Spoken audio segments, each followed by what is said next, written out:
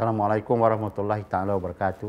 Salam sejahtera, salam satu USM dan salam satu Malaysia. Selamat tahun baru 2015 saya ucapkan kepada semua warga universiti. Kita telah pun melalui tahun 2014 dengan penuh cabaran. Sebagai rakyat Malaysia, kita masih berkabung dan merasai kesedihan dengan tragedi MH370 dan MH17, di mana kita turut kehilangan seorang pensyarah yang hampir selesai pengajiannya di peringkat PhD. USM juga tidak kurang berhadapan dengan pelbagai cabarannya tersendiri. Namun, yang lebih kita ingati tentu saja pelbagai kejayaan yang kita capai, sama ada dalam pendidikan dan inovasi, kreativiti dan kualiti, dan melahirkan pendidik dan personaliti yang hebat, yang eminence dan juga yang prominence, dan pelbagai lagi kejayaan lain yang boleh kita banggakan. Malah saya bersyukur kehadrat Allah Subhanahu Wa Taala kerana keupayaan kita untuk terus memantapkan pengurusan dan pentadbiran, berteraskan tadbir urus yang baik atau good governance dalam memastikan kita melaksanakan pengurusan dan pemerkasakan pengurusan yang berintegriti dan beraccountability tinggi terus giat dilaksanakan. Justru itu 2015 adalah tahun untuk kita bersama-sama memacu kecemerlangan universiti ini dengan 9 teras yang telah kita tetapkan bersama.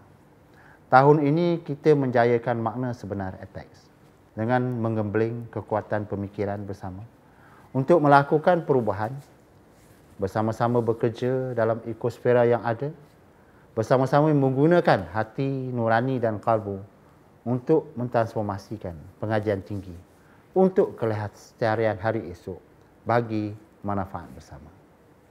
Kita bersama-sama perlu menzahirkan maksud Apex melalui pelbagai mekanisme penyelidikan, inovasi, reka cipta dan kreativiti, kelestarian dana dan kewangan, tadbir urus yang baik, pembangunan insan, pengupayaan dan pemerkasaan setiap sumber dan pembangunan bakat yang berterusan di institusi kita ini.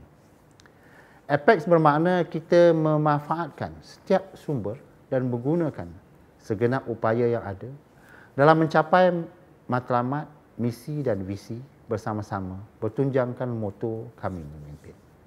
Apex bermakna kita memberikan sepenuh komitmen dalam melonjakkan nama Universiti Sains Malaysia dalam semangat kesatuan satu unit USM, secara sukarela membantu mereka yang memerlukan, mereka yang terpinggir dan melibat sama komuniti untuk kesejahteraan dan kelangsungan masa hadapan mereka. Kita akan memperkukuhkan segala inisiatif yang telah dibuat sepanjang beberapa tahun ini dan memulakan program-program baru termasuk program pendidikan, akademik ijazah pertama, ijazah tinggi, keusahawanan, kesukarelawanan, Apex Scholar, program pelajar berminda global dan pelbagai lagi. Begitu juga kita akan mengukuhkan pelbagai program yang berteraskan kelestarian, jaringan utama dunia, libat sama komuniti antarabangsa dan program-program perpindahan ilmu, kearifan tempatan, pendidikan, pengkomersialan dalam teras merakyatkan ilmu untuk masyarakat, negara dan dunia. Selamat tahun baru 2015 dengan doa kehadrat Allah Subhanahu Wa Taala untuk kita terus berjaya demi negara, bangsa dan agama. Marilah kita terus bersama-sama memacu kecemerlangan universiti kita. Sekian wabillahi taufiq wal hidayah. Assalamualaikum warahmatullahi taala wabarakatuh.